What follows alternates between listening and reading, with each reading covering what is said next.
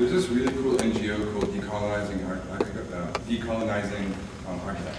And what they do is they have all these plans, all these settlements, which are pretty much like colonies in the West Bank, and what a future Palestinian state could do with all this land. So they have all these drawings out and stuff, and they have all these, you know, so when I found out about it, I thought it was a really cool NGO, you know, like, what would we do with all these, I'm Palestinian, I'm from the West Bank, so what would we do with all these settlements that are pretty much stolen Palestinian land?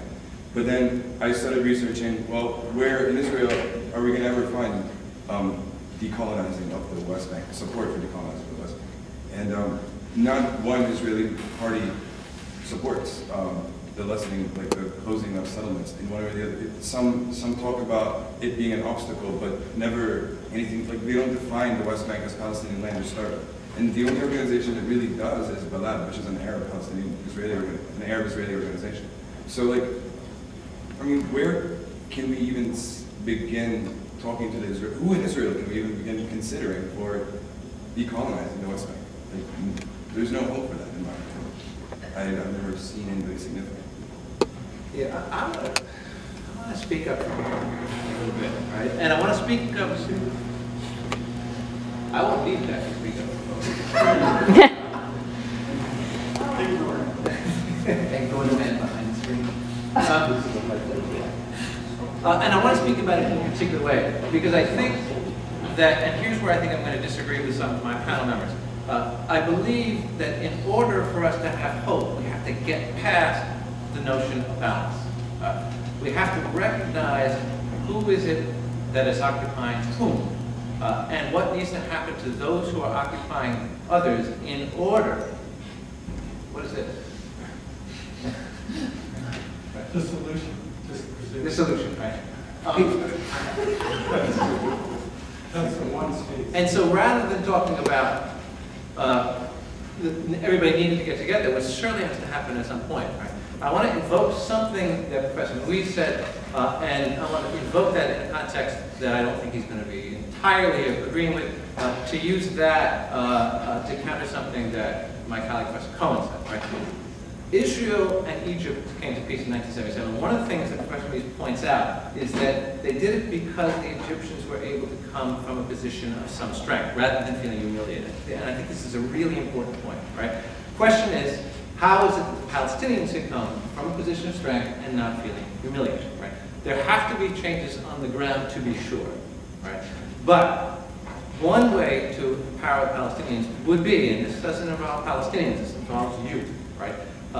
Changing the view of the international community. If Palestinians begin to feel as though the international community is on their side, that itself is empowering, right? And the isolation that I'm talking about, the nonviolent isolation, is precisely that.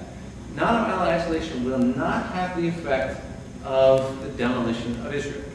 Nonviolent isolation works slowly, right? And we have already a model for this with apartheid. When the Congress in 1984-86 passed the Comprehensive Anti-Apartheid Act, it began, the sanctions that began against the apartheid government were sanctions that didn't lose them that much money at the beginning, right? They lost an equivalent, I think the Treasury Minister under apartheid said that they lost somewhere around $7 billion the first year, which was not something that was terrible for them. But he said they could see the writing on the wall. It would only get worse for them, right? And so they had, over the course of time, unlike an invasion, right? They had, over the course of time, to decide this wasn't going to work out for them, right? So the nonviolent social, academic, political, economic isolation of Israel will occur over a period of time in which at each step Israel has the choice, right, to allow itself to be further isolated or to engage in serious negotiation, that on the one hand, and provides a basis for empowerment of the Palestinians to be able to enter as partners who have support. Now, this doesn't mean that there doesn't have to be on the ground, right, what Professor Cohen talked about. There has to be that, right? You cannot have peace without that, right? This, and this second layer I'm talking about does not guarantee peace, right? But it sets the possible conditions for peace, right, in a way that I think is the most reasonable initial path that we have in the context in which we're operating now, right? Not in an ideal context. Can I just say, I mean, it goes back to my point of having an international act.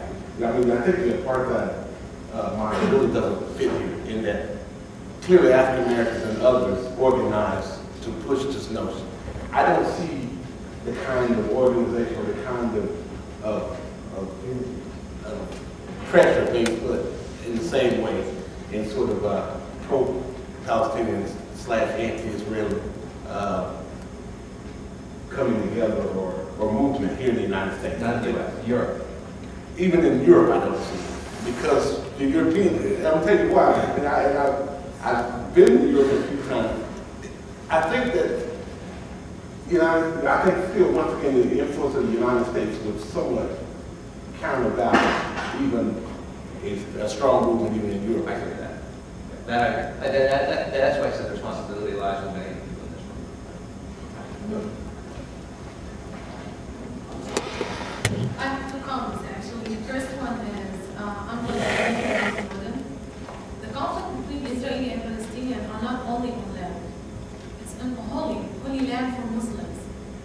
So if you have like this solution, one-state solution, I would like rather to see how it looked like Jewish and Muslims in the same place.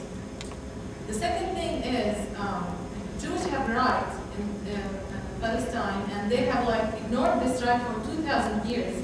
I don't think they have the right to claim it after 2,000 years and kick out all the Palestinians out, and then just, this is our problem. We have to find a place. Okay. I think the first comment, I think you don't see how Muslims and Christians can be the same. Muslims and Jews. Can do it in the same, and the second one.